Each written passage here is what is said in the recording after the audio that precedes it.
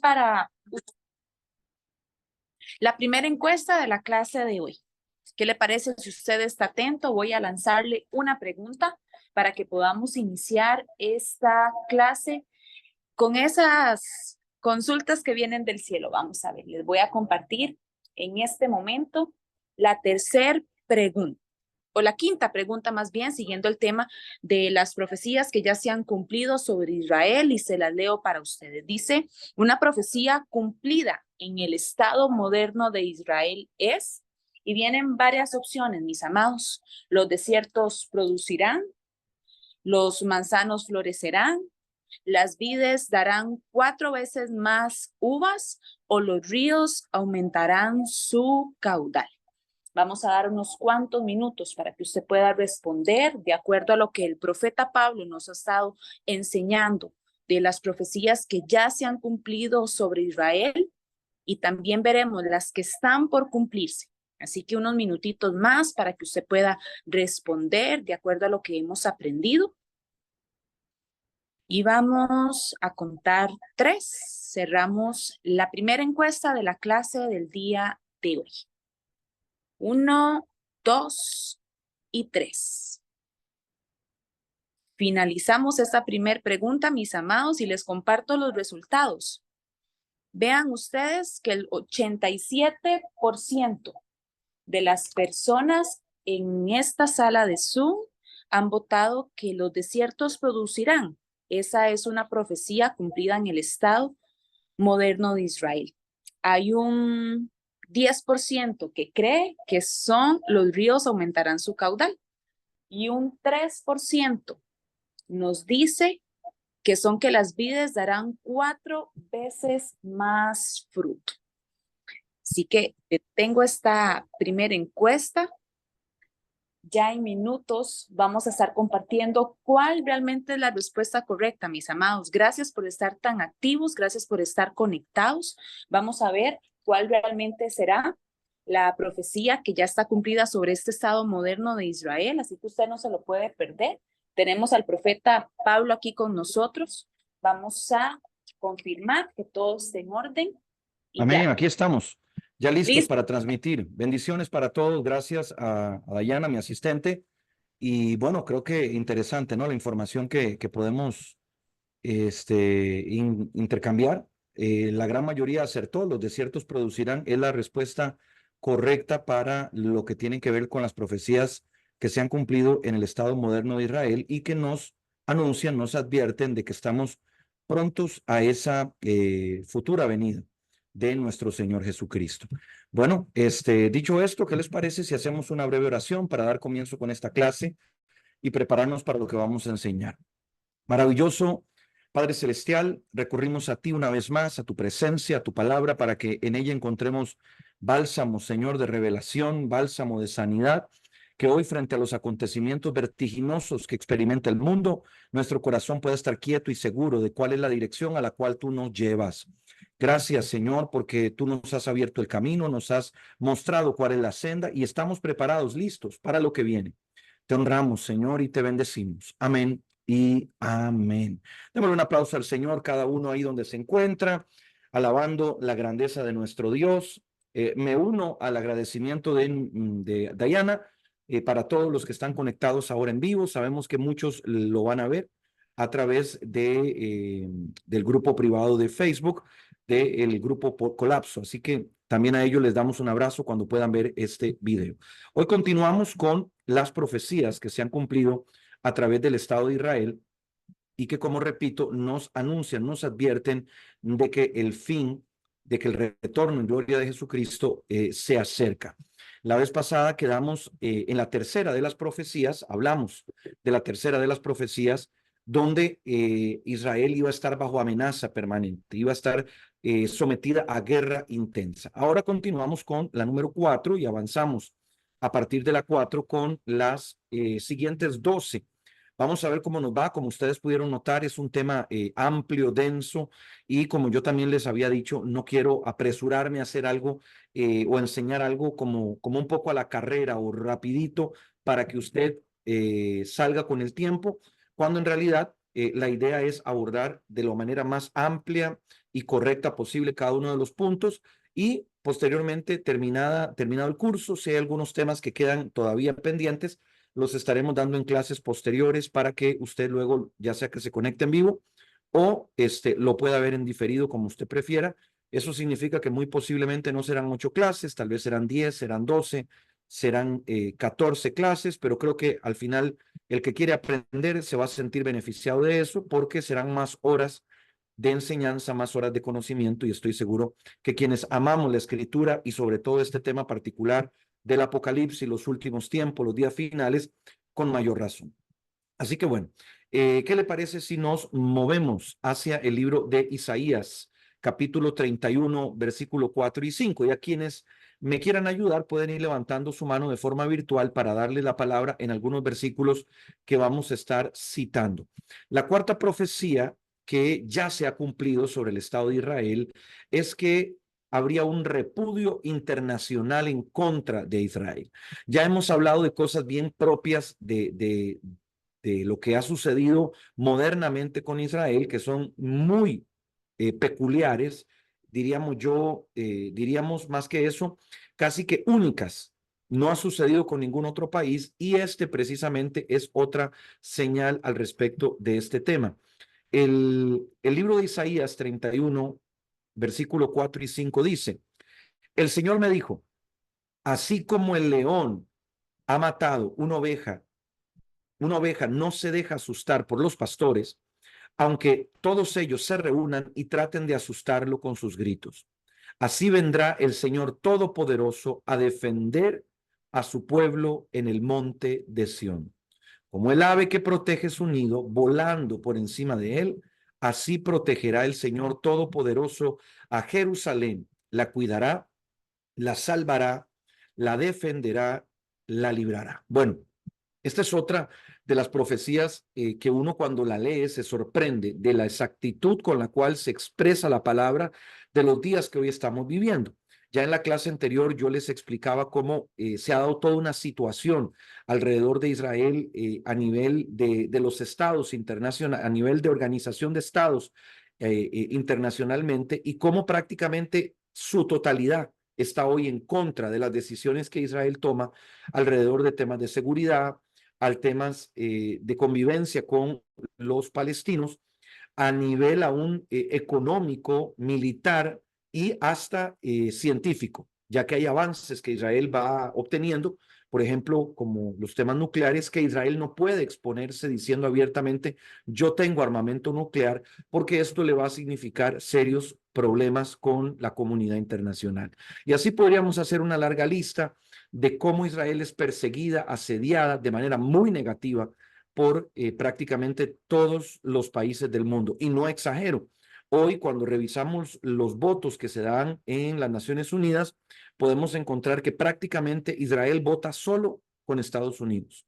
Y después de ahí, tal vez algunos países, usualmente de Centroamérica, Guatemala, Honduras, El Salvador, que son los países que se unen a ese apoyo. Pero fuera de esos países mencionados, ninguno de África, ninguno de Asia, prácticamente ninguno de Europa.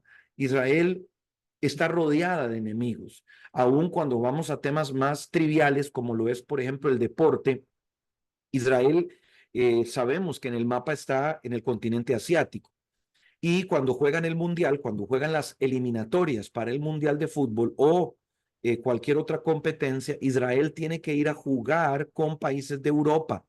Israel no puede jugar dentro de su propia región partidos de fútbol. Vean qué cosa más impresionante, ¿no? Porque le tocaría ir a jugar en Arabia Saudita, le tocaría ir a jugar en Irán, bueno, todos estos países. Imagínense lo que significaría a nivel de riesgo de seguridad Israel con su bandera jugando en estas naciones árabes islámicas. Sería una locura realmente. Bueno, a ese punto de rechazo ha llegado la situación de Israel, que en su propio vecindario no tiene con quién aliarse, no tiene amigos, no tiene tampoco, vamos a decir, alianzas fuertes más allá de la que mantiene con Israel. Quizás algunos se han empezado a dar por causa de los temas armamentísticos. Recientemente se dice que Azerbaiyán es una nación árabe musulmana que tiene una alianza muy fuerte con Israel en detrimento, por ejemplo, de una alianza con Irán, siendo Irán un país limítrofe. Pero fuera de eso, es muy raro. Aún, por ejemplo, con el gobierno de Donald Trump se dieron algunos acuerdos de paz, se le llamaron los acuerdos de Abraham, donde entró en paz con naciones africanas como Marruecos, que hasta ese momento, imagínense cuántos años después, no reconocían abiertamente a Israel como nación. Aún, por ejemplo, muchas veces cuando se visita Israel, dependiendo de la solicitud del viajero, Israel no sella los pasaportes de quienes pasan por Israel, ya que si van a otras naciones vecinas, pueden llegar a tener problemas como con Jordania o, pues bueno, evidentemente Palestina, aunque Palestina no es un país, Egipto, que también son regiones donde hay mucho turismo. Entonces, Israel no sella los pasaportes de quienes les visita por esta animadversión tan grande que existe en torno a ello. ¿Ok? Así que bueno, esa es la cuarta profecía cumplida sobre Israel. Vamos ahora a la quinta profecía que se ha cumplido sobre Israel delante de nuestros ojos. Esta quinta podríamos categorizarla como el regreso de los hebreos a casa. Esa es, digo yo, una de las más emblemáticas de todas estas profecías que se han mencionado y de las que más representa convulsión social a nivel internacional. Porque si Israel todavía siguiera siendo un pueblo disperso, si siguieran siendo solamente una religión en el mundo, no existiría este rechazo tan grande que hoy Israel representa. El regreso de los judíos a casa ha conmocionado al mundo desde el principio. Desde 1948 hasta la fecha, esto sigue siendo un tema de debate, de controversia y cada vez se vuelve más complejo. Yo, por ejemplo, fui una generación que creció dando por un hecho el fenómeno del holocausto.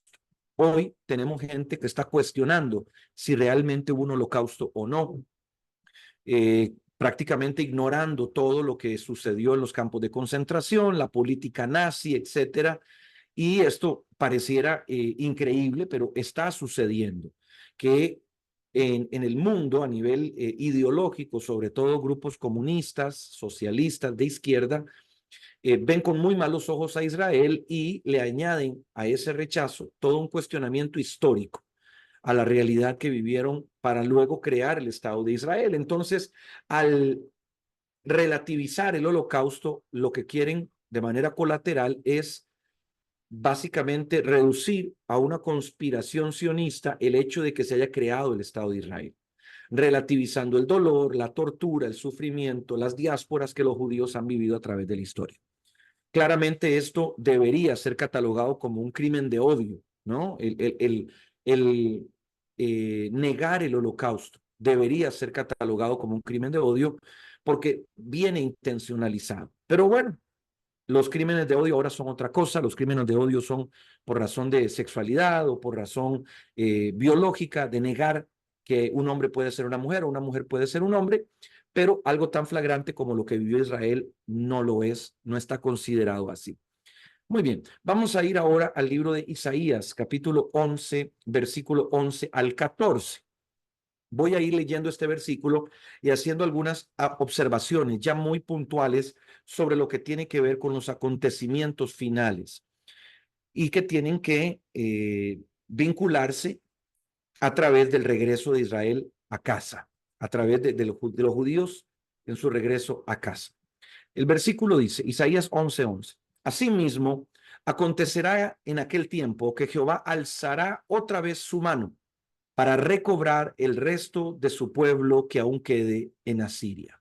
Cuando hablamos de Asiria, principalmente hoy tendríamos que hablar de regiones como Irak. Dios iba a traer de estas regiones de regreso a casa. Luego tenemos Egipto y Patros en la mención que hace el libro de Isaías. Esto es conocido como Alto Egipto.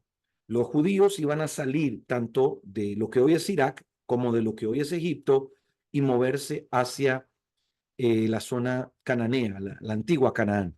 Luego también el versículo de Isaías menciona Etiopía y Elam, Etiopía como, bueno, el país de Etiopía, y Elam en alusión a lo que es Irán actualmente, Luego habla de Sinar, que es la gran Mesopotamia, todo lo que incluye Babilonia, la antigua Babilonia, lo que incluye la antigua Asiria y lo que consideramos la antigua Medo-Persia también. Es una región muy vasta que hoy, bueno, habría que hablar de todos los países tanes, ¿verdad? Los famosos Afganistán, Irán, Uzbekistán, Azerbaiyán, bueno, todos esos países terminados en tanes son en gran medida considerados parte de esta Mesopotamia.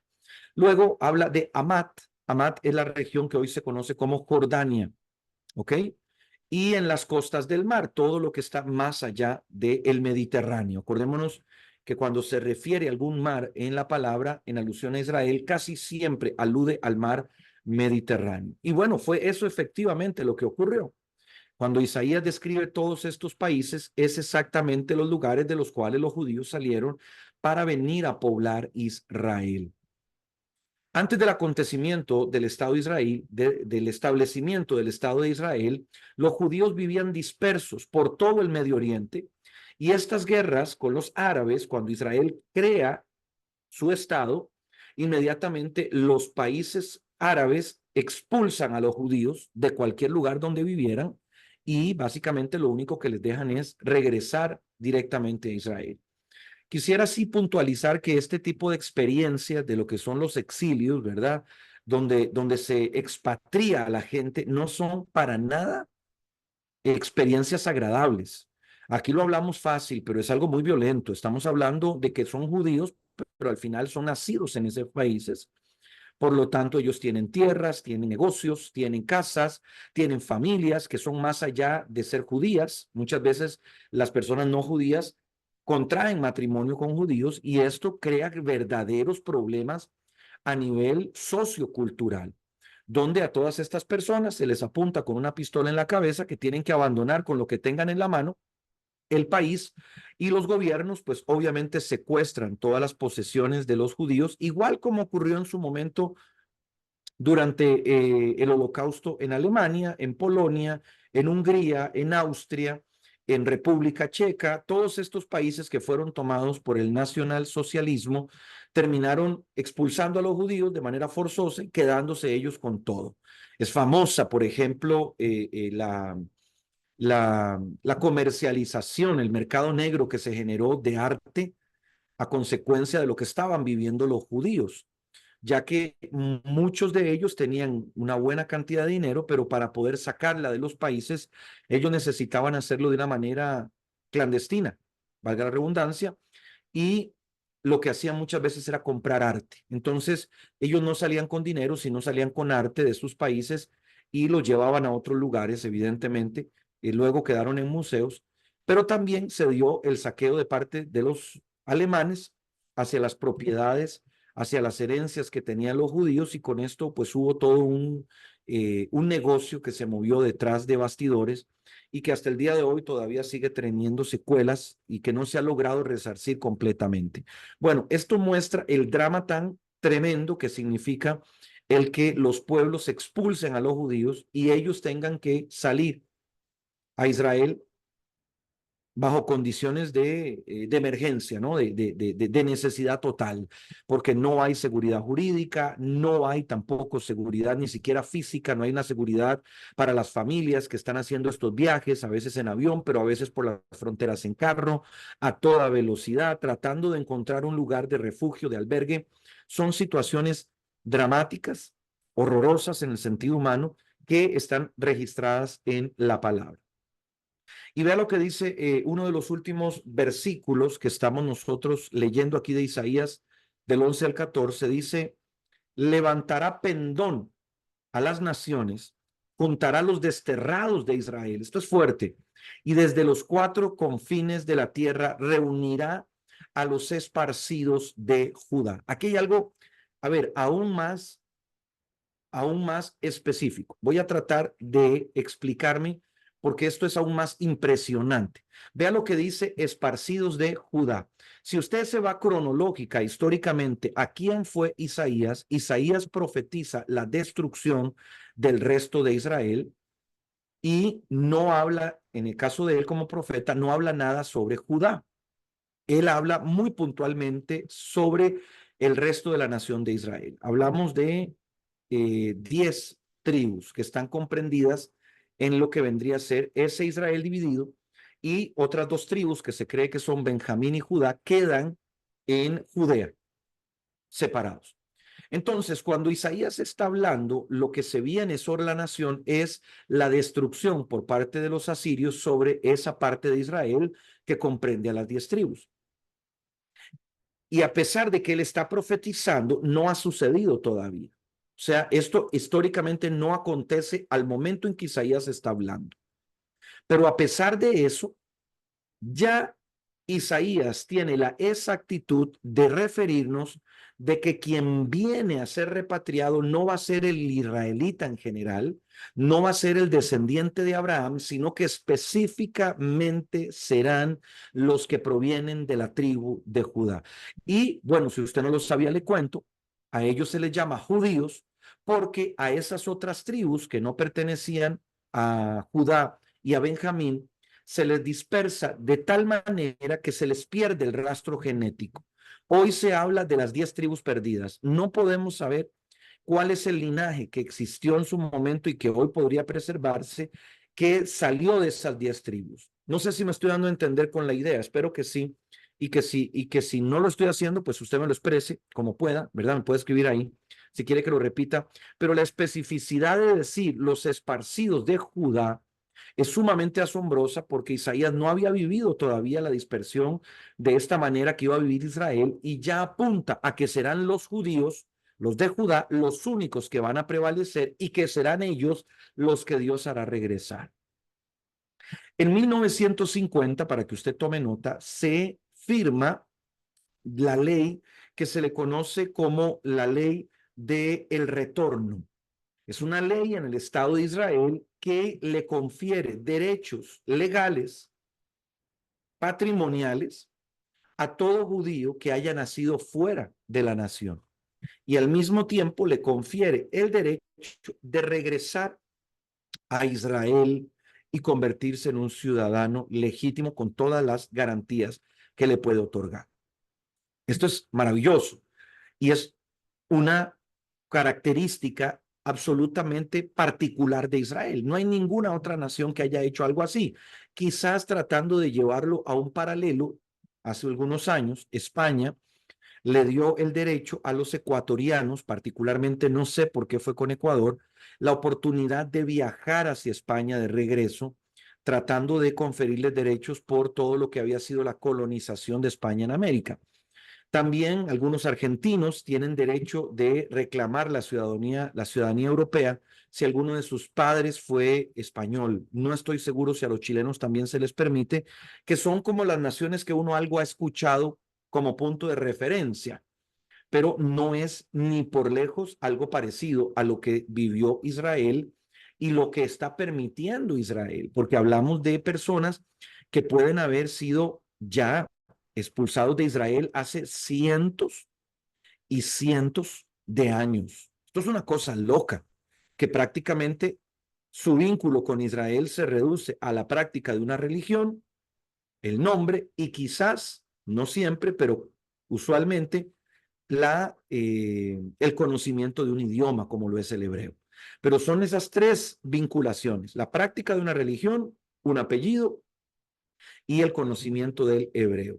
Fuera de ahí, pues prácticamente cualquier persona podía ser considerada judía. O sea, más bien, cualquier persona que cumpliera con estos requisitos podía ser considerada judía. De ahí es que cuando usted ve el crisol de razas que convergen en Israel, usted se sorprende cómo es posible que hayan personas tan disímiles como un etíope o un ruso, siendo considerados ambos israelíes de cepa, ¿verdad? De raza, unos porque fueron llevados hasta allá en las diásporas y otros que dicen Salomón engendró en su relación con la reina de Saba. Pero bueno, esos son temas tal vez más complejos. Lo que quiero es dejar patente que en 1950 se establece esta ley en el Estado moderno de Israel, prácticamente 2 años después de haber sido conformada la nación, y entonces empieza de manera multitudinaria a regresar los judíos a su tierra original, Y eso provoca también que haya un fenómeno que no tiene tampoco ninguna explicación. Y es que, por ejemplo, cuando hay un territorio en guerra, usualmente, creo que todos lo entendemos, la población decrece. Cada vez hay menos gente. En un país donde hay guerra, donde la gente se mata, lo usual es que la gente muera, pero también que la gente salga exiliada. Vean qué cosa más paradójica. Bueno, está sucediendo en Ucrania. Yo no creo que hoy Ucrania tenga la misma población que tenía hace 5 años atrás. Se dice que han salido millones de personas de Ucrania, pero en Israel pasa todo lo contrario. Ponga atención a lo que le estoy mencionando y si puede lo anota para que lo estudie. En Israel, a pesar de ser una nación en guerra, que ha estado constantemente en guerra, Israel, en lugar de decrecer poblacionalmente, ha aumentado de manera impresionante, después de 70 años de haber sido constituido, en 9 veces su población original. Cuando Israel se conforma, se calcula que habían alrededor de 1 millón de personas. Hoy ya han superado los 9 millones de habitantes. Quiero que escuche esto. Lo que le estoy diciendo significa que Israel cada 10 años logra ganar aproximadamente 1.200.000 personas. Esto es una locura, pero no solo siendo una locura en sí mismo a nivel demográfico, es aún más dramático cuando lo entendemos como un país que está en guerra, que está en constante guerra. Dígame, ¿dónde ve usted un país que en lugar de ver, cuando está en este tipo de situaciones, en lugar de ver que la gente se vaya, lo que ve es que la gente llega? Pareciera una cosa paradójica. Bueno, a Israel le sucede esto. Y según las estimaciones que se tenían originalmente, Israel está en el promedio esperado un 20% arriba a nivel poblacional. ¿Qué quiere decir? Que según las estimaciones que habían a la fundación de Israel para esta fecha, ellos calculaban tener más o menos 8 millones de habitantes y ya están llegando a 9 y están superando obviamente ese 9 millón, apuntando a que en poco tiempo volverán a multiplicarse y ya habrán superado los 10 millones de habitantes. Claramente, la concepción de la cantidad de personas en un país, en países como Israel, son muy diferentes a los nuestros. En Occidente hoy se mira de muy mala manera que la gente se multiplique. Pareciera un problema, ¿no? Ahora el tema del aborto, la disfuncionalidad familiar, toda serie de problemas que se están generando a lo interno de los hogares está causando que cada vez haya menos población. Y se relaciona muchas veces el hecho de que una persona no tenga hijos con una mayor educación o una mayor formación académica. En el caso de Israel es todo lo contrario. Israel depende de manera dramática de cuántos habitantes tiene. Israel no se puede dar el lujo de ser un país con poca población por lo fácil que esto puede, por lo fácil que podría ser una invasión sobre Israel en países mucho más poblados.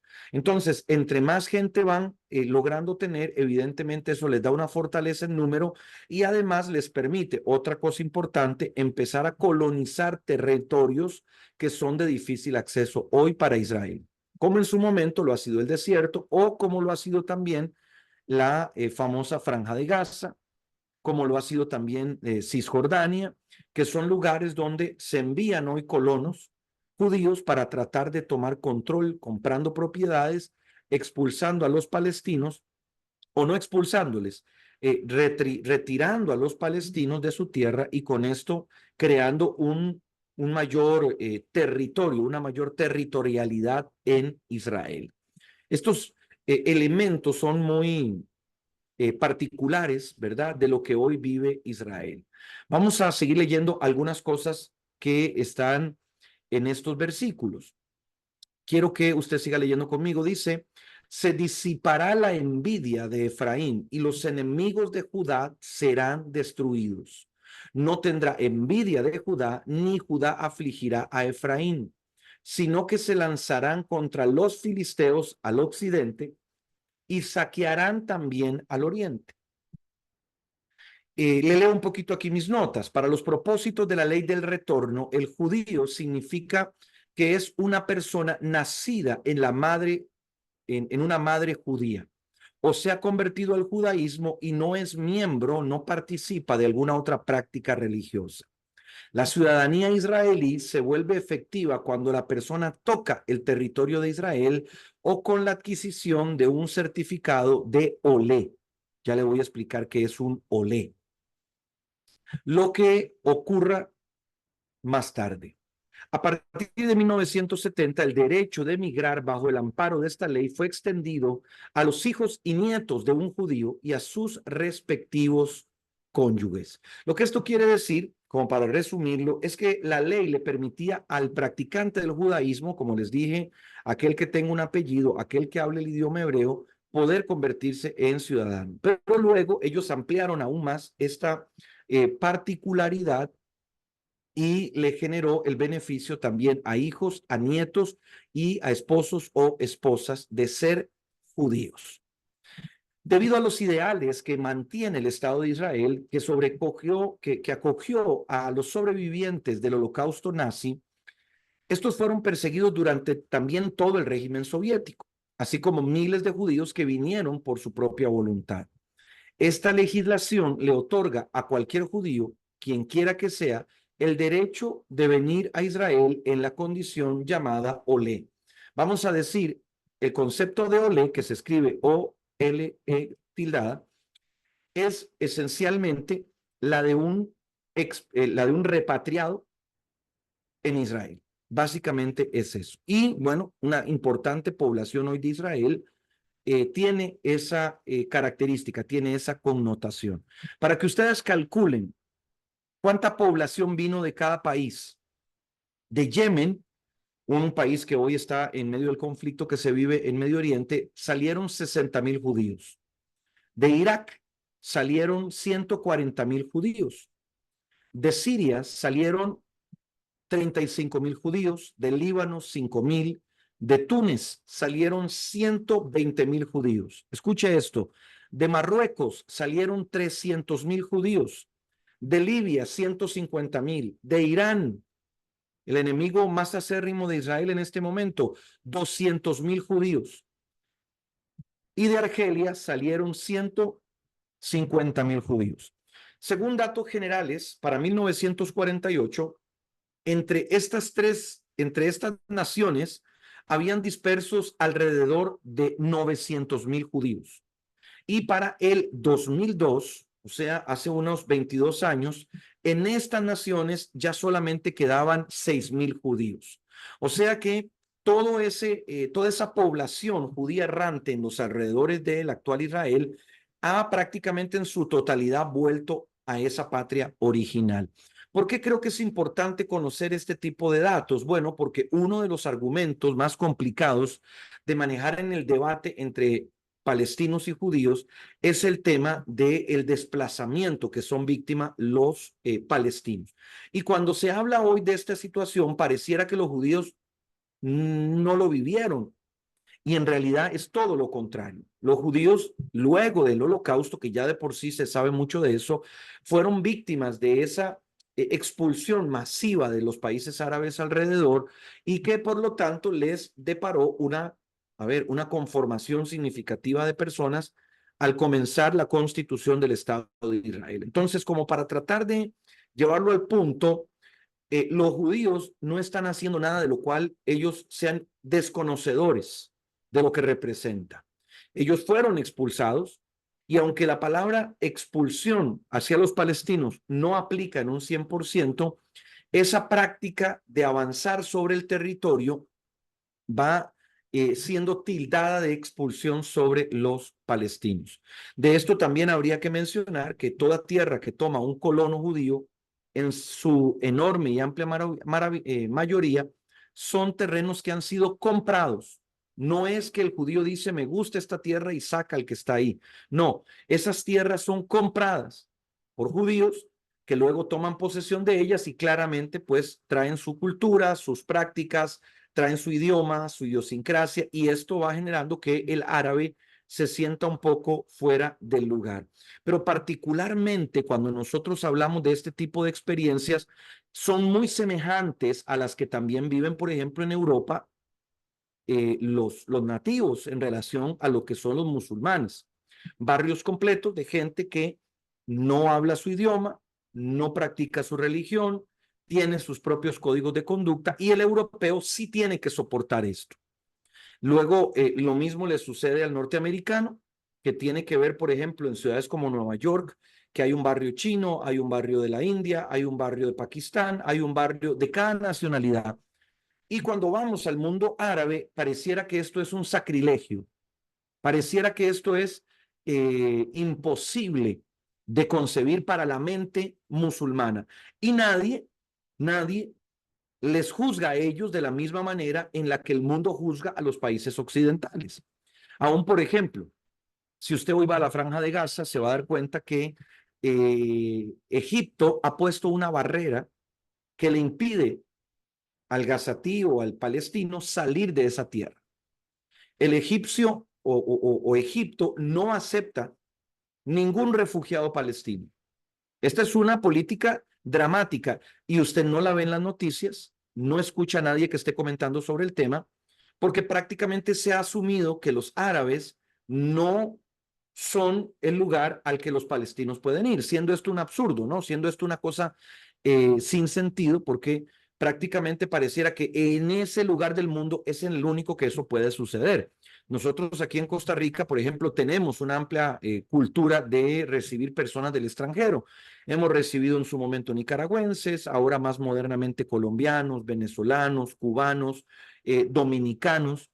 Y si alguien en este país se atreviera a hablar en contra del migrante, a hablar en contra de los refugiados, saltarían las alarmas, habrían toda clase de señalamientos, se acusaría xenofobia y posiblemente en sus países sería lo mismo. Pero en los países árabes pareciera que el discurso no aplica, pareciera que a ellos esas reglas no les funcionan.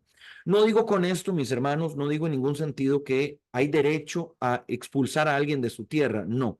Lo que estoy queriendo hacerle entender que el drama que se está viviendo en la región es mucho más complejo de lo que lo que en ocasiones nos quieren hacer creer a través de las noticias, a través de la información que vemos en Internet, donde solamente se trabaja una versión de las cosas. Aún le agrego algo más. Lo que hoy se vive en Israel en relación al tema de los palestinos es a consecuencia de que los palestinos nunca han querido aceptar la existencia del Estado judío. Esto es algo bien dramático porque refleja claramente el orgullo tan grande que tienen los árabes, que aún viéndose en contra de las cuerdas, ellos prefieren morder el polvo, ellos prefieren estar viviendo en esa precariedad que aceptar que Israel es una nación, que aceptar la legítima justificación de que el Estado moderno de Israel exista. Esas son cosas que impresionan, pero ya se han normalizado. Vamos a buscar otro versículo para referirnos a este punto y dar paso a la siguiente profecía. Le voy a pedir a la hermana Mónica Ávila, por favor, si me busca Ezequiel 38, versículo 8, si es tan amable. Ezequiel 38, 8. Y le voy a pedir, por favor, a la hermana Nora Claveles, si me puede buscar Esdras 4, 4 al 7. Esdras 4, 4 al 7. Y por último, al hermano Javier Hermoso, si me puede buscar Amós 9, 14 y 15. Ya en un momento vamos a leer cada uno de ustedes. Le pido primero, por favor, a la hermana Mónica Ávila, Ezequiel 38, 8. Ahí, por favor, si puede abrir su micrófono, la escuchamos. Amén. Buenas tardes a todos. Dice, al cabo de muchos días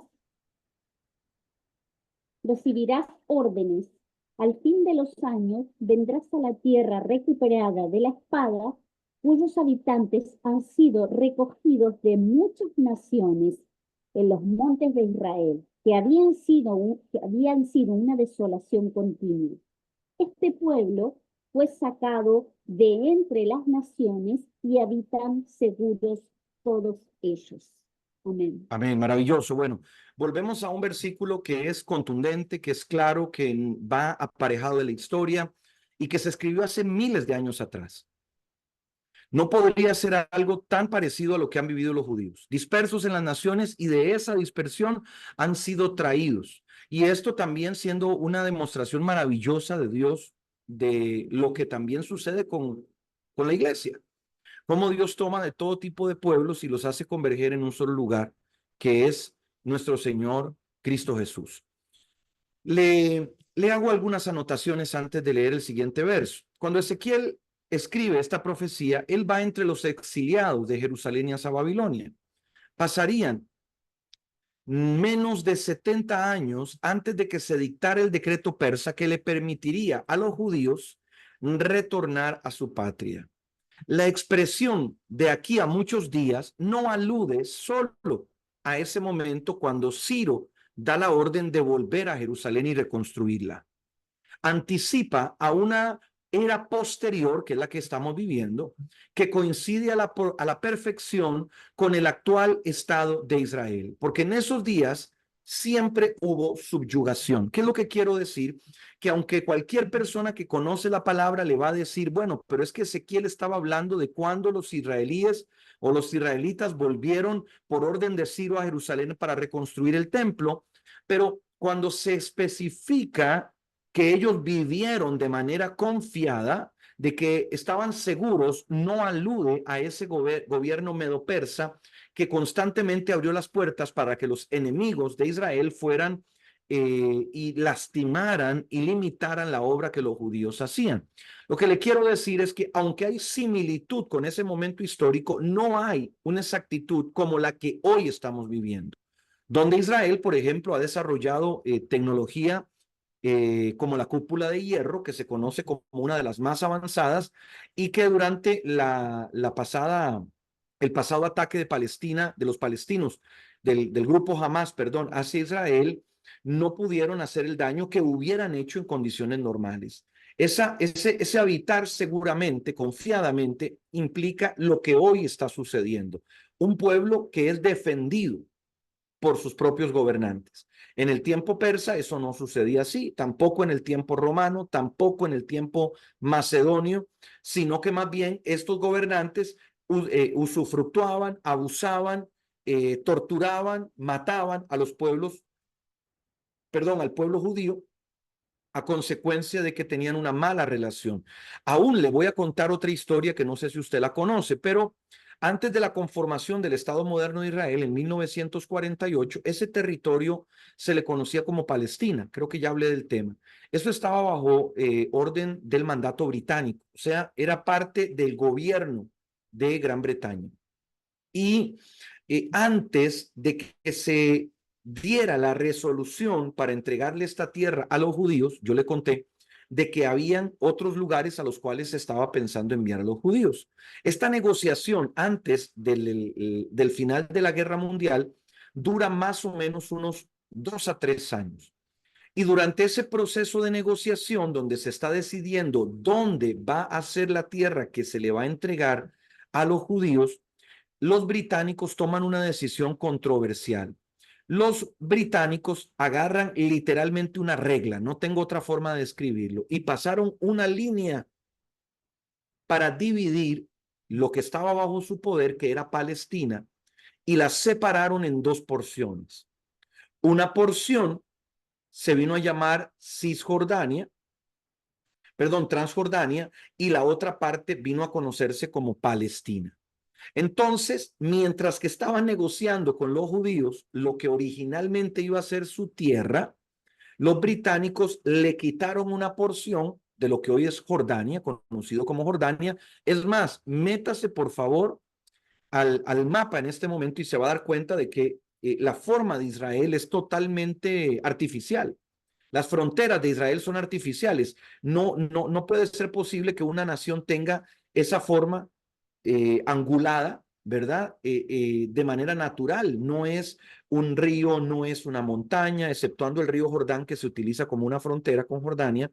Pero lo que le quiero llevar es que aún en medio de la situación que se estaba vislumbrando como una posible salida al problema judío, seguía teniendo una gran animadversión de parte de la comunidad global.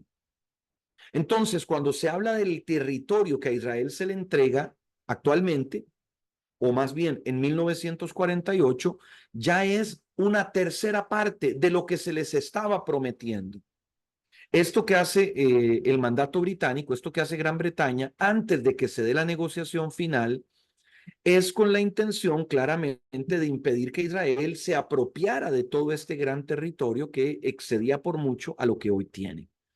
Entonces, muestra indudablemente dolo, muestra mala intención, pero refleja perfectamente que al final Israel lo que recibe es unas migajas, porque luego cuando se vuelve a negociar el asunto con Israel, ya no se le habla de todo el territorio, sino solamente de compartir los dos estados entre palestinos y judíos, siendo los territorios entregados a los judíos una enorme porción, el 60% de la tierra, el desierto conocido como el Negev.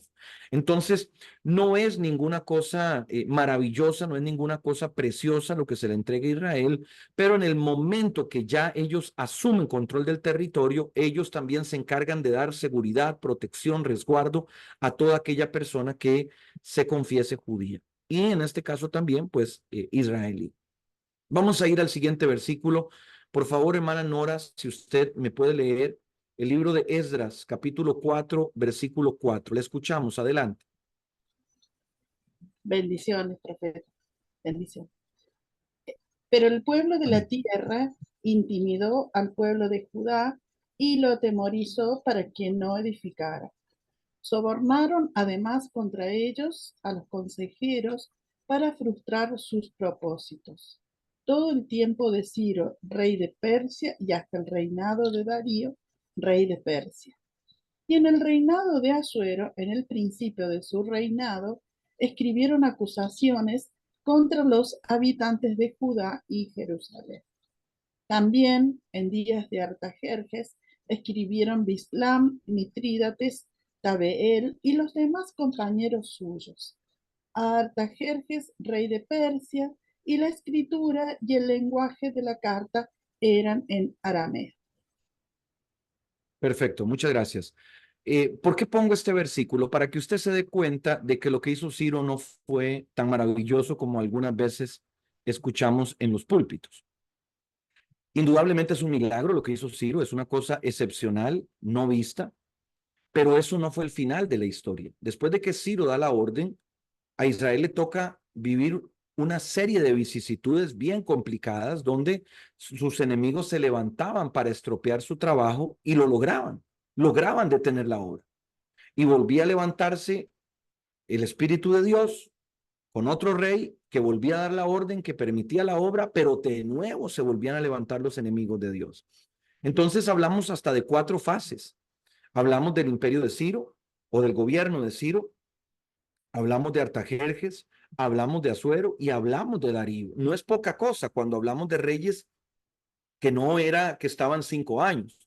Ellos estaban de manera vitalicia. Entonces, este proceso del que estoy hablando le pudieron haber sido 80 años, 100 años, desde que Ciro da la orden hasta que la obra realmente se termina. Fue muy complejo y no es equivalente al cumplimiento de esta palabra con ese momento. Es hoy, en el presente, que podemos testificar de que realmente Israel vive de esa manera. Le pido al hermano Javier Hermoso, para cerrar con esta profecía que se ha cumplido sobre Israel, la número 5, si por favor abre su micrófono y nos lee el libro de Amós, capítulo 9, versículo 14. Adelante. Sí, Amós 9, 14 y 15. Y traeré del cautiverio a mi pueblo Israel, y edificarán ellos las ciudades asoladas, y las habitarán, plantarán viñas, y beberán el vino de ellas, y harán huertos, y comerán el fruto de ellos. Pues los plantaré sobre su tierra, y nunca más serán arrancados de su tierra que yo les di, ha dicho Yahvé, Dios tuyo. Amén. Gracias, mi amado. Bueno, aquí vemos muchas cosas interesantísimas y vamos a tratar de ir poco a poco, aún en las siguientes profecías, vamos a ampliar algunas porque son demasiado importantes para pasarlas rápidamente. ¿Qué es lo que me interesa de este versículo? Bueno, el final. El final dice claramente, no serán desarraigados nuevamente. O sea, Dios los hace volver y no crean que los van a sacar de ahí con facilidad. Los árabes deberían leer un poquito la Biblia, ¿no? En lugar de estar teniendo tanto conflicto, porque no van a lograr su objetivo. Israel no va a volver a salir de ahí. Y le digo así con toda certeza y seguridad, ellos han hecho un entramado, un tejido social tan amplio en las naciones que la inexistencia de Israel ya no es parte ni siquiera de una probabilidad en el escenario mundial. Hasta que, como le digo, hablemos ya de la guerra del Armagedón, que será una guerra ya final y definitiva. Pero que hasta ese momento lleguemos, pasará el tiempo e Israel seguirá estando donde está. Otra cosa que importante, y es que dice que ellos reconstruirán las ciudades destruidas. Algo interesante que yo le acabo de mencionar es que a Israel se le entrega casi un 60% de su territorio un desierto. Y claramente un desierto tiene sus condiciones de adversidad que impiden la vida humana.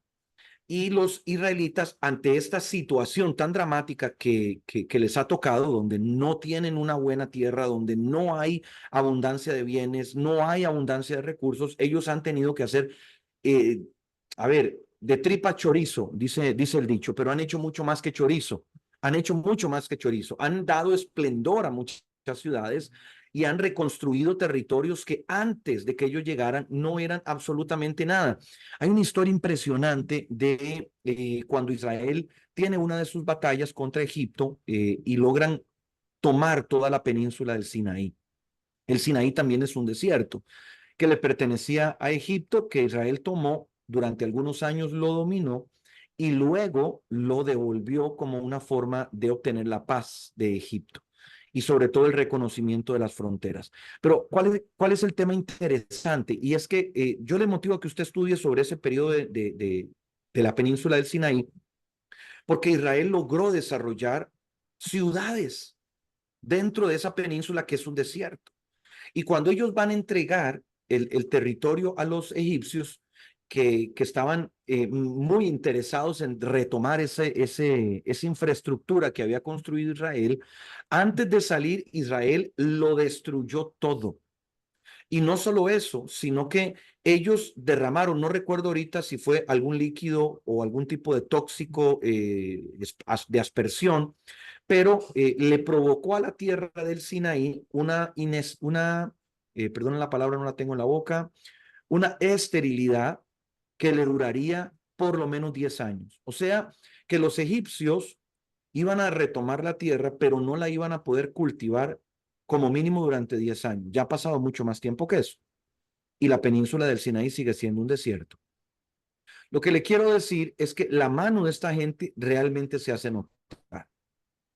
Y hay que reconocerlo. La mano del judío se hace notar donde va, porque por más que se le entregue un lugar inhóspito, complicado, ellos han logrado que esa tierra produzca, sea fértil, sea buena.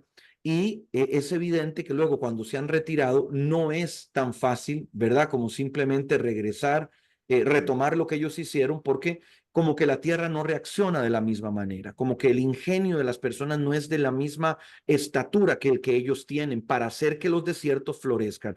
Entonces, ahí hay una combinación interesante que obviamente traspasa muchas cosas, como lo es pues la promesa de Dios, pero también el conocimiento, el ingenio, la habilidad, el esfuerzo, la disciplina, el trabajo. Son muchas cosas que diferencian al judío de sus vecinos, que en su gran mayoría son árabes. Entonces, ahí tenemos algo bien interesante. Solo como un dato general para que usted lo vea como un vislumbre, se calcula que en Israel el 75% de su población es practicante del judaísmo, más o menos, para que usted, ¿verdad?, tenga eso como referencia. Vamos a ir a la sexta profecía. Sexta profecía. Y le voy a pedir ayuda también a algunas personas que han levantado su mano. Le voy a pedir a la hermana Anita Monge, si por favor puede buscar Ezequiel 36-37. Ya vamos a leer un poquito sobre esto. Y bueno, la sexta profecía, yo lo mencioné ahora temprano, pero quiero puntualizarlo acá, y es que cada vez son más, cada vez hay más judíos, cada vez se multiplican, cada vez regresan más, con las condiciones que ya mencioné, ¿verdad? País en guerra, país en conflicto. ¿Cómo hacen ellos para multiplicarse? Otra de las cosas que tienen en el Estado moderno de Israel es que tienen una de las técnicas de reproducción asistida más desarrolladas del mundo. En Israel es común que usted encuentre familias de trillizos, cuatrillizos, no porque ellos los tengan de forma natural, sino porque la tecnología, la ciencia médica les permite a ellos poder tener acceso a fertilización asistida y que sea esta muy efectiva. Esto, pues por supuesto que también empieza a distanciarse un poco de los conceptos que nosotros deberíamos compartir con el mundo judío, y es el respeto a la vida, porque la práctica de la fecundación in vitro, por ejemplo, quien la conoce lo sabe, en el sentido más estricto no es abortiva, sin embargo, en el sentido práctico sí lo es. ¿Por qué? Porque para realizar una de estas técnicas, los médicos tienen que fertilizar varios óvulos. Eso significa que hay embriones, varios embriones, pero solamente se va a implantar 1, 2 o 3. Y hay 10, 15 embriones que están fecundados, que se les congela, que tienen viabilidad médica, o sea, que tienen viabilidad para vivir, y que luego son desechados, ¿verdad? Esto es una práctica que no viene al caso, pero lo que quiero que entienda es que hay cosas que en Israel se practican que no deberían ser respaldadas ni tampoco alentadas desde una perspectiva cristiana. Más bien deberíamos de ser muy críticos y de señalar que hay cosas que por más que pudieran parecer que traen un buen bien, que traen un buen beneficio, en el conjunto de todo ya no es lo que Dios quiere, no es lo que Dios anhela. Creo que todos sabemos que la historia de la infertilidad judía es de las más famosas del mundo, ¿verdad? Usted se acordará de Sara, se acordará de Rebeca, se acordará también de Raquel, se acordará de Ana, se acordará de Elizabeth. Es famosa la infertilidad judía. ¿Y cuál era la forma en la que ellos lo resolvían? Bueno, buscando a Dios. Ahora no, ahora lo que hacen es procurar otras formas. ¿Y por qué es tan famosa la infertilidad judía? Bueno, una de las condiciones propias del pueblo judío es la endogamia. Creo que todos lo sabemos. No estoy aquí diciendo nada nuevo. La endogamia esencialmente es el casamiento de personas que comparten vínculos sanguíneos. Y esto genera que hayan toda clase de enfermedades hereditarias, y entre ellas está la infertilidad. Alguna vez, y espero que esto no ofenda a nadie, alguna vez escuché un análisis de un médico cristiano, de un bioeticista cristiano, que hablaba sobre este tema de la fecundación in vitro, y decía algo sumamente interesante. Quiero que lo piensen, no se enoje conmigo, solo piensen.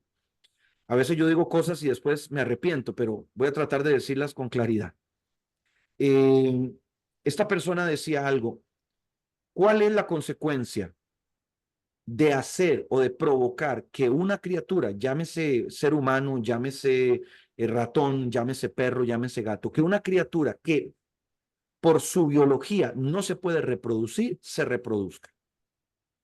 Ya le dije la frase, se la voy a volver a repetir para que usted medite en ello.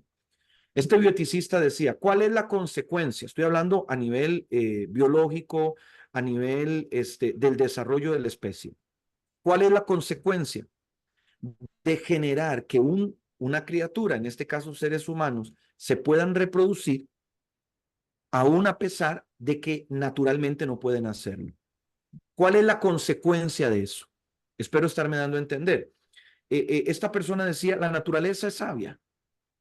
Y no con esto quiero hacer sentir mal a nadie que no haya podido tener hijos, pero a veces en la vida tenemos que asumir realidades que están más allá de nuestro entendimiento. Y particularmente esta persona decía, hay gente que por estar en esta manipulación de la fertilidad, de la fecundación in vitro, etcétera, hay gente que a nivel biológico cargan con ciertas enfermedades, con ciertas condiciones que le van a heredar a sus hijos. Y sus hijos se la van a heredar a sus hijos. Y si no hay una intervención sobrenatural, seguirán siendo heredadas una tras otra. Vea por dónde me estoy yendo, aunque no es con mi tema, pero esto es algo apasionante. y lo pongo en referencia a lo que hoy estamos viviendo. Hoy ya estamos a las puertas de hablar de vientres artificiales. Creo que ya usted habrá visto las noticias. Ya se está hablando de vientres, de matrices que son capaces artificialmente de reproducir la vida o las condiciones para que un embrión se desarrolle. Vamos a ponerlo en esta forma. Bueno, ¿cuál es el beneficio de que personas que son estériles se puedan reproducir? Muy potencialmente, esas personas que son estériles tendrán hijos estériles, que tendrán nietos estériles. ¿Y qué es lo que van a hacer todas esas personas estériles? Van a crear una demanda sobre estas maneras artificiales de reproducción. Ahora ya le compliqué su noche, su tarde, su semana, porque ya lo puse a pensar en algo que usted nunca había pensado. Va a empezar a darse una demanda de estas cosas que hoy pareciera que no son importantes, porque hoy usted se preguntará, ¿por qué necesitamos un vientre artificial? ¿Qué necesidad si tenemos muchas mujeres que son capaces de procrear? Bueno, ahora, cuando estas poblaciones que son estériles cada vez sean más y más y más y más, cuando las mujeres cada vez acudan más a esa fertilización asistida porque ya tienen 40 años y no tuvieron hijos y no pueden quedar embarazadas a los 40 años, esto va a crearse una demanda cada vez más fuerte. Creo que usted me está entendiendo. Obviamente esto es para uno ponerse a discutir y hablar y filosofar durante horas. Sin embargo, Israel es pionero en esto. Israel es vanguardista en estos temas y por lo tanto también es potencialmente una de las grandes razones por las cuales Israel va a ser blanco de ataques, no solo porque la gente los odia, sino porque en ellos va a estar condensado, recluido conocimiento que va a darle oportunidad a muchas personas de reproducirse y a muchas poblaciones de extinguirse. Ahí le dejo la bola para que usted luego se lo cuestione, se pregunte y medite en ello. Pero bueno, seguimos por acá. Y vamos a leer Ezequiel 36-37. Hermana Ana Monge nos va a ayudar a leerlo, por favor. Hermana Ana, adelante, la escuchamos. Así ha dicho Jehová el Señor: aún seré solicitado por la casa de Israel para hacerles esto. Multiplicaré los hombres como se multiplican los rebaños.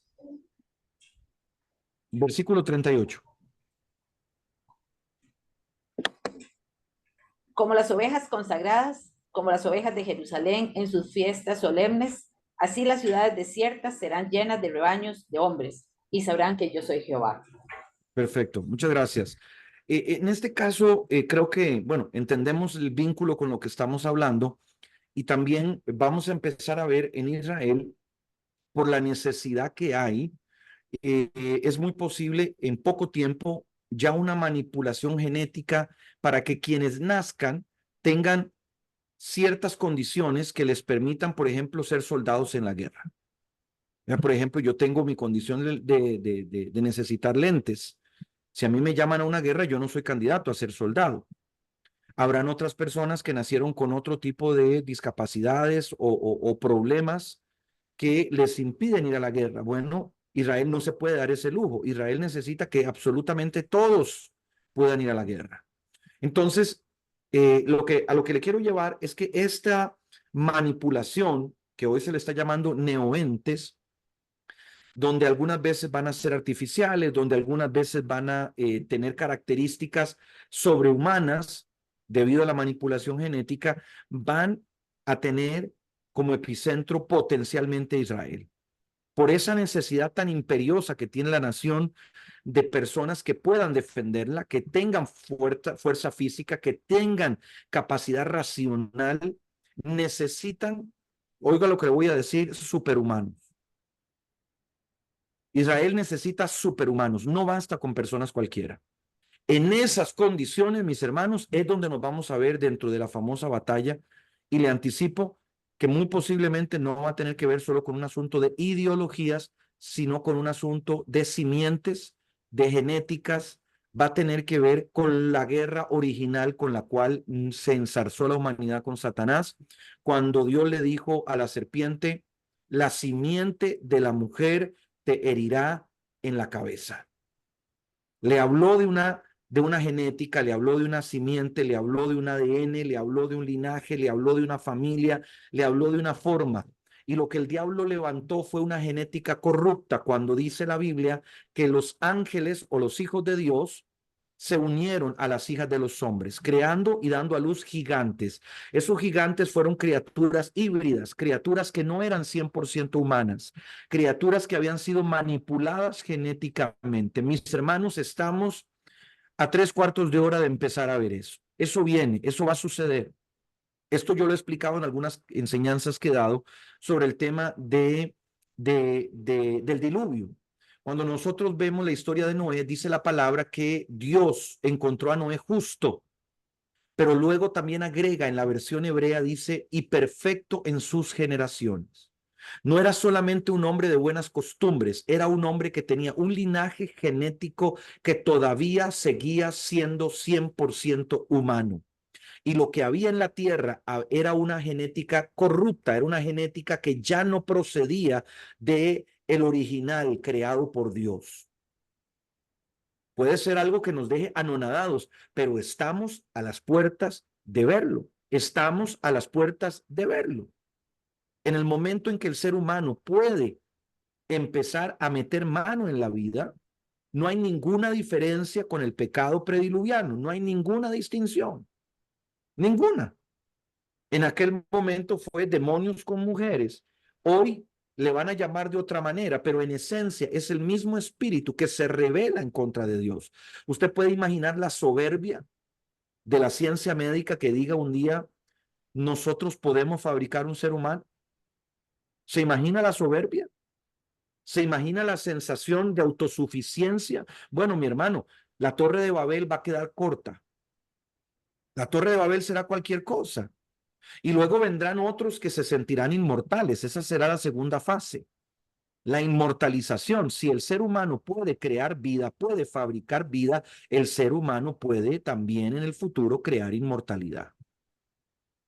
Entonces, la batalla donde muchos la están viendo posiblemente va a ser, pero la batalla de la cual realmente estamos hablando no tiene que ver con pistolitas, ni con bombas nucleares, ni con metralladoras. No pasa por ahí, pasa por una guerra de simientes, una guerra de genéticas, una guerra que no tiene parangón, que no tiene ni siquiera un paralelo semejante al que conocemos. E Israel, como una nación que está corrupta en su esencia profética, va a ser una de las pioneras promotoras de este movimiento. Muy bien, cierro esta fase con la número 7. Dejaré las siguientes 5 para la segunda clase de hoy. Se me ha extendido un poco, pero bueno, como les dije, quiero hacerlo con tranquilidad y que ustedes salgan con todo lo que quiero compartirles. Vamos a buscar, por favor, el libro de Génesis, capítulo 26, versículo 18. Le pido a la hermana Mónica Ávila si me puede buscar ese verso. La séptima profecía que ya se ha cumplido sobre Israel, que nos habla del final de los tiempos, es la que ustedes indicaron en la encuesta que hicimos. Es el florecimiento del desierto.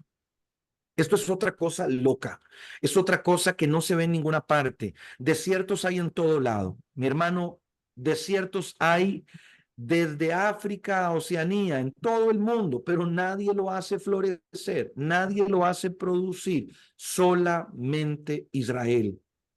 Esto es algo absolutamente particular y es tan fuerte que aún los países vienen a Israel para conocer cuál es la tecnología que ellos han desarrollado.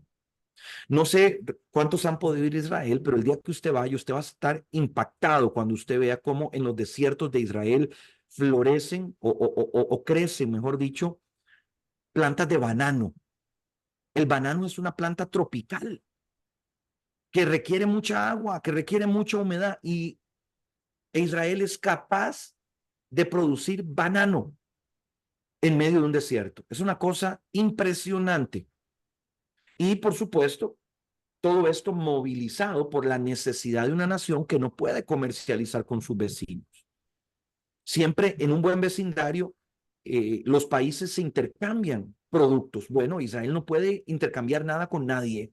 Todo lo tiene que hacer o vía marítima o, en su defecto, vía aérea, pero no puede comercializar nada con sus vecinos. Entonces tiene que crear autosuficiencia, autoabastecimiento. Y es de ahí que usted puede ir al famoso Valle de Armagedón, que para quienes no lo saben, el Valle de Armagedón es de la tierra más fértil que Israel tiene. Y usted va a entrar al Valle de Armagedón y usted va a verlo plantado con toda variedad de cosas. No es que tienen un solo monocultivo. En mi país, Costa Rica, por ejemplo, usted va a ciertos lugares y está sembrado de café por todo lado, o sembrado de banano, o sembrado de fresas, o sembrado de melones, de piñas, pero son kilómetros de kilómetros. En su país es igual. En Israel no. En Israel eso no puede suceder. Primero porque son un país pequeño, necesitan diversificar la producción. Necesitan cultivar lo que necesita la población para comer. Entonces usted va al Valle de Armagedón y usted queda deslumbrado por la fertilidad del valle y también por esa variedad tan amplia de productos que ofrece el Valle de Armagedón. Entonces, cuando hablamos de esa batalla, y tal vez le estoy contando algo que usted no sabía o tal vez sí, estamos hablando de una batalla por el abastecimiento, por los recursos, por la comida, por los alimentos de la región. No es una batalla cualquiera. Es una batalla específicamente vinculada a la comida, al sustento de una nación particularmente.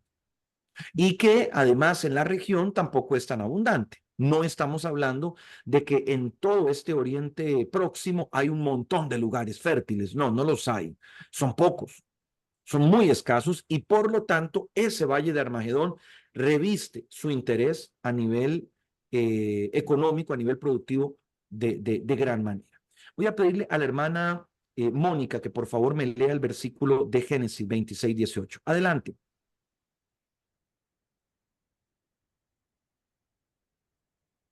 Perdón, voy a abrir el micrófono. Ahí sí, adelante. Amén. Ezequiel 26:18.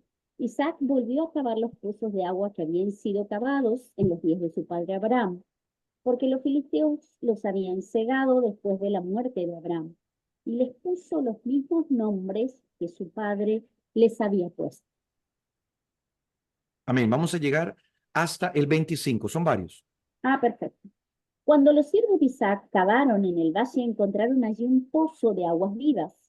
Entonces riñeron los pastores de Gerar con los pastores de Isaac, diciendo, el agua es nuestra. Por eso él llamó al pozo Esek, porque habían riñido con él. Cavaron otro pozo y también riñeron por él, por eso lo llamaron Sitna. Y se trasladó de allí y cavó otro pozo y no riñeron por él, por eso lo llamó Rehobot. Porque dijo, al fin el Señor ha hecho lugar para nosotros y prosperaremos en la tierra.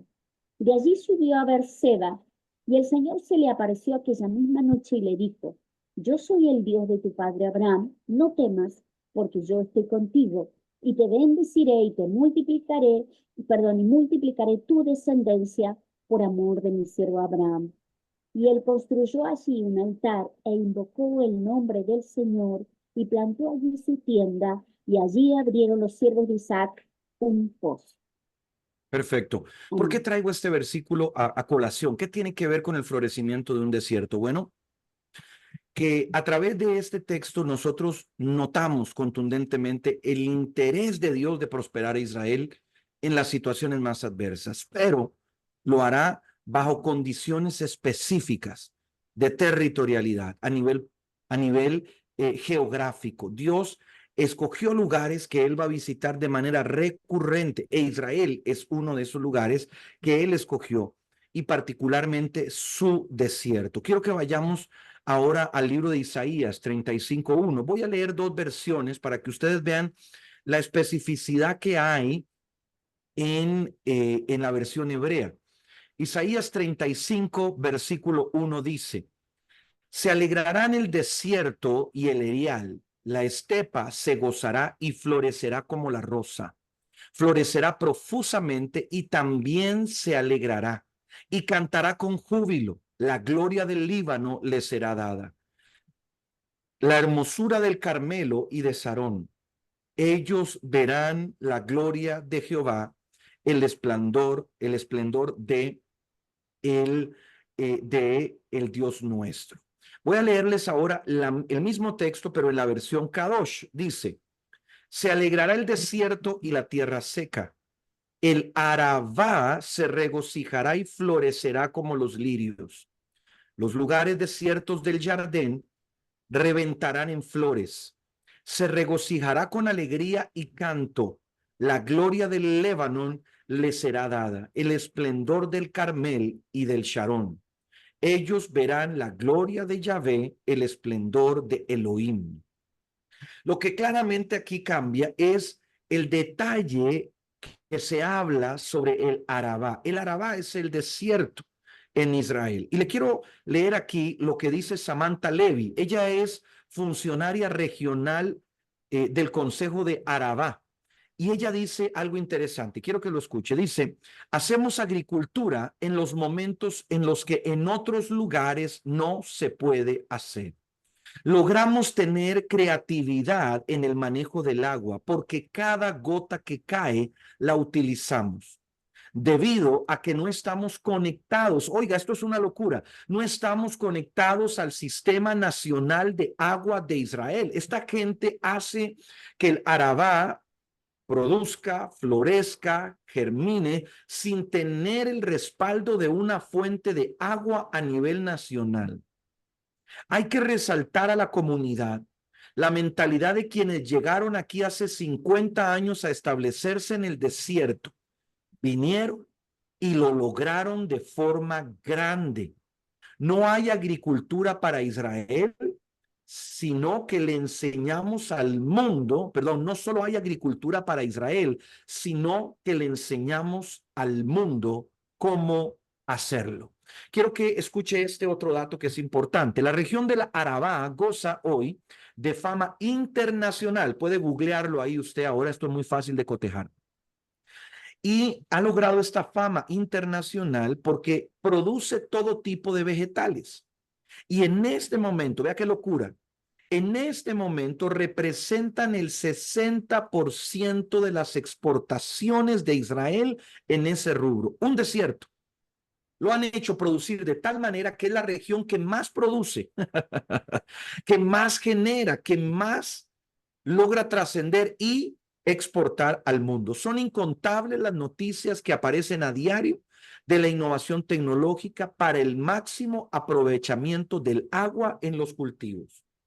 Y escuche esto, con casi 50 grados de temperatura durante el día, han logrado hacer de esta región totalmente seca una región cultivable. Están haciendo retroceder al desierto. Si usted va hoy y revisa, por ejemplo, los países africanos, se está dando el fenómeno contrario. Se dice que el desierto del Sahara está expandiéndose. Estas naciones tienen un rezago tan grande y están tan a merced del clima y de la situación que los rodea que el desierto del Sahara se está expandiendo. Israel no, Israel lo está reduciendo, lo está haciendo más chico. Les leo Ezequiel 35-34 rápidamente para hacer el receso y volver. La tierra asolada será labrada después de haber permanecido asolada ante los ojos de todos los que pasaban. Mediten eso que acaba de leer. Y dirán, esta tierra desolada se ha convertido en un huerto de Edén. Y estas ciudades arruinadas, desoladas y destruidas están fortificadas y habitadas. Y las naciones que queden en vuestros alrededores sabrán que yo reedifiqué lo que estaba derribado y planté lo que estaba desolado. Yo, Jehová, he hablado y lo haré. Cuando yo empecé hablando de estas clases, particularmente sobre las profecías de los tiempos finales de Israel, yo fui enfático en decirles, quien odia a Israel no lo odia como nación, lo odia por lo que representa. Quien hoy odia a Israel no lo odia porque maten o no palestinos, porque haya o no franja de Gaza, porque haya o no dos estados. Lo odian por estos versículos que dicen, clara y contundentemente, cuando te vean, tendrán que reconocer que yo soy tu Dios. Así que, mis amados, seguimos. Amén. Damos un breve receso. Ya nos vemos. Ya tienes un nuevo link. Prepárese porque vamos a hablar ahora de las últimas 4 profecías que se han cumplido sobre Israel y ya preparándonos para la tan esperada jornada de las profecías que están por cumplirse en Israel y que nos anticipan que el fin está cerca. Que Dios me los bendiga. Nos vemos pronto. Chao, chao.